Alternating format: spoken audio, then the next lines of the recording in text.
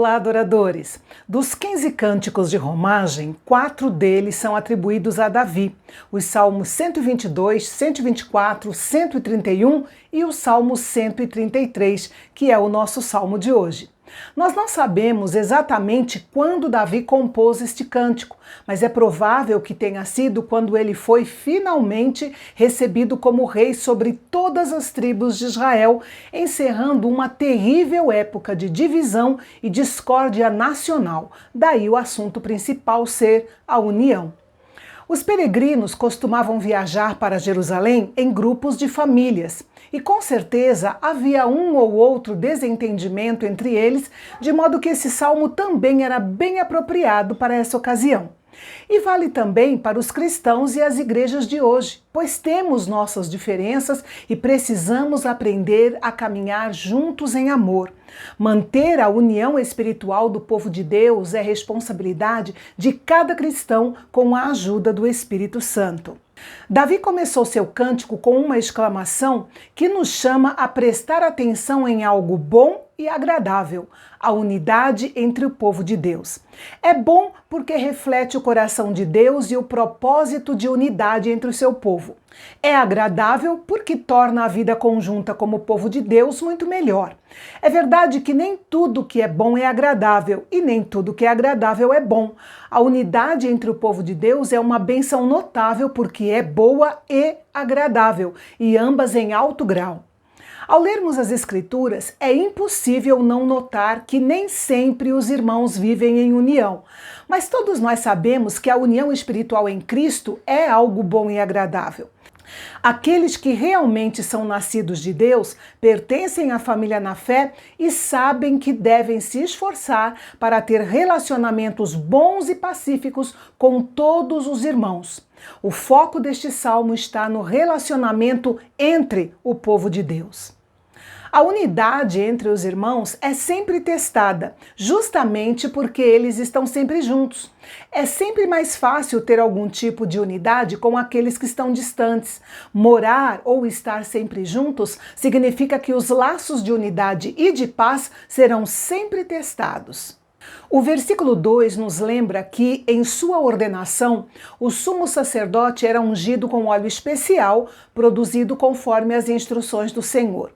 O óleo da unção era destinado à cabeça, mas não se limitava a ela. A imagem descrita pelo salmista em palavras mostra que a unidade é uma bênção rica e abundante, pois este óleo transbordou da cabeça e desceu pela barba.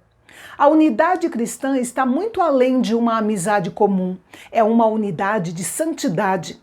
Aquele óleo da unção derramado sobre Arão simbolizava sua separação do pecado. Era o óleo da santidade. O perfume que exalava era muito agradável e serve aqui como uma metáfora para apontar a extraordinária excelência e a abrangência do amor entre os irmãos em Cristo. A ilustração é maravilhosa. Quando há unidade entre o povo de Deus, ela não é apenas boa e agradável em si mesma, mas também leva a uma infinidade de coisas boas. Nas Escrituras, o óleo é o símbolo do Espírito Santo e era derramado sobre os sacerdotes e reis, pois eles precisavam da ajuda do Espírito Santo para exercer o seu ministério com eficácia.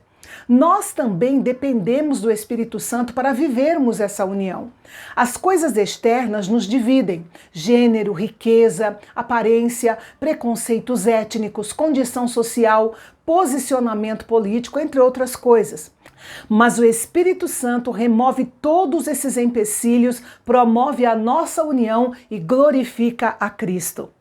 Deus pretendia que os sacerdotes representassem sua justiça e sua salvação para o povo.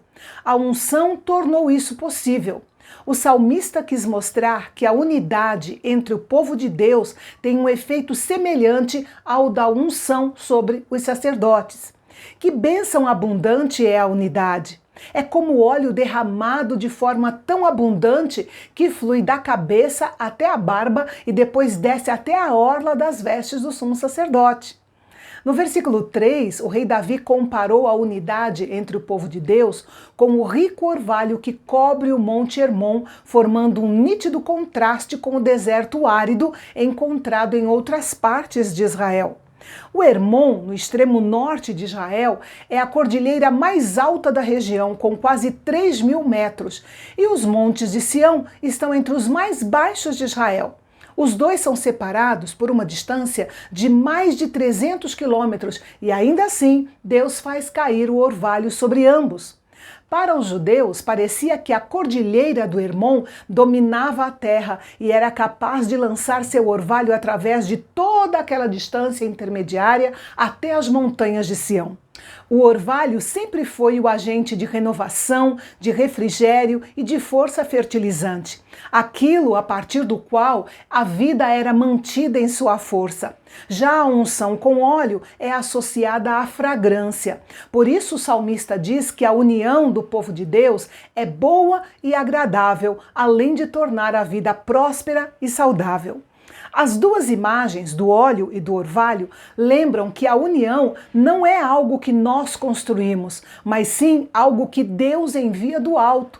No entanto, nós temos que nos esforçar e estar abertos para receber essa dádiva divina operada em nós pelo Espírito Santo de Deus. O salmista vai finalizando o salmo dizendo, porque ali...